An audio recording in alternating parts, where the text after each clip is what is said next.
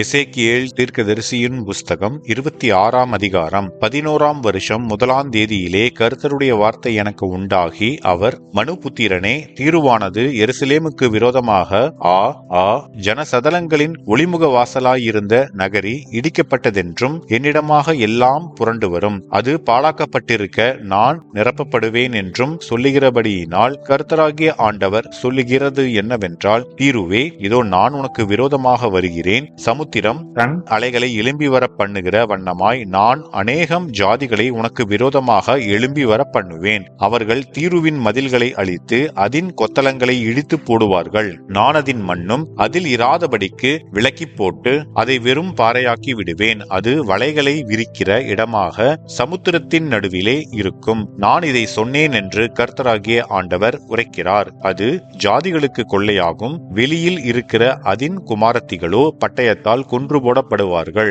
அப்பொழுது நான் கர்த்தர் என்று அறிந்து கொள்வார்கள். கர்த்தராகிய ஆண்டவர் சொல்லுகிறது என்னவென்றால், இதோ நான் ராஜாதி ராஜாவாகிய நேபுகாத் நேச்சார் என்னும் பாபிலோன் ராஜாவை வடக்கே இருந்து குதிரைகளோடும் ரதங்களோடும் குதிரை வீரரோடும் கூட்டத்தோடும் திரளான ஜனத்தோடும் தீருவுக்கு விரோதமாக வரப்பண்ணுவேன். அவன் வெளியில் இருக்கிற உன் குமாரத்திகளை பட்டயத்தினால் கொன்று உனக்கு விரோதமாக கொத்தளங்களை கட்டி உனக்கு விரோதமாக அணை போட்டு உனக்கு விரோதமாக கேடயங்களை எடுத்து உன் மதில்களை இடிக்கிற யந்திரங்களை எதிரே வைத்து தன் கட்டை பாறைகளால் உன் கொத்தளங்களை இடித்து போடுவான். அவன் குதிரைகளின் ஏராளத்தினால் தூள் எழும்பி உன்னை மூடும். இடித்து திறப்பாக்கப்பட்ட பட்டணத்தில் பிரவேசிக்கும் வண்ணமாக அவன் உன் வாசல்களுக்குள் பிரவேசிக்கையில் குதிரை வீரரும் வண்டில்களும் ரதங்களும் இறைக்கிற சத்தத்தினாலே உன் மதில்கள் அதிரும். தன் குதிரைகளின் குளம்புகளினால் உன் வீதிகளையெல்லாம் மிதிப்பான். உன் ஜனத்தை பட்டயத்தினால் கொன்று போடுவான். உன் பலமான தூண்கள் தரையில் விழுந்து போகும். அவர்கள் உன் ஆஸ்தியை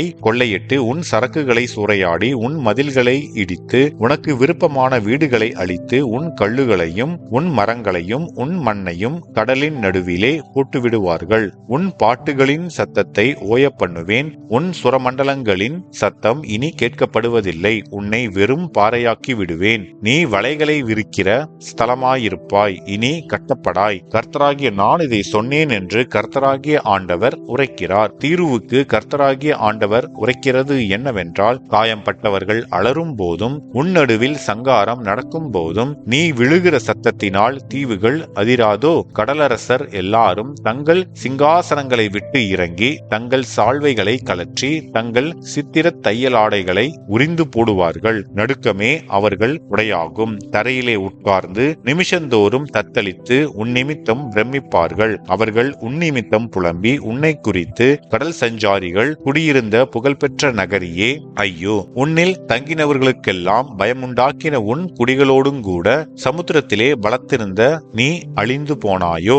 நீ விழும் நாளில் தீவுகள் தத்தளிக்கும். நீ அகன்று போகும்போது சமுத்திரத்தில் உள்ள தீவுகள் கலங்கும் என்பார்கள். கர்த்தராகிய ஆண்டவர் சொல்லுகிறது என்னவென்றால், நான் உன்னை குடியில்லாத நகரங்களைப் போல பாழான நகரமாக்கும் போதும் மிகுந்த தண்ணீர்கள் உன்னை மூடத்தக்கதாய் நான் உன்மேல் சமுத்திரத்தை வரப்பண்ணும் போதும் பூர்வ காலத்து ஜனத்தண்டைக்கு குழியில் இறங்குகிறவர்களோடே நான் உன்னை இறங்க பண்ணுவேன். நீ குடியேறாதிருக்கும்படி பூர்வகால முதற்கொண்டு பாழாயிருக்கிற பூமியின் தாழ்விடங்களிலே குழியில் இறங்குகிறவர்களோடே கூட நான் உன்னை தங்கி இருக்க பண்ணுவேன். ஜீவனுள்ளோருடைய தேசத்திலோ மகிமை விளங்க செய்வேன். உன்னை மகா பயங்கரமாக வைப்பேன். இனி நீ இருக்க மாட்டாய். நீ தேடப்பட்டாலும் இனி என்றைக்கும் காணப்பட மாட்டாய் என்று கர்த்தராகிய ஆண்டவர் சொல்லுகிறார் என்றார் என்பதே. ஆமென்.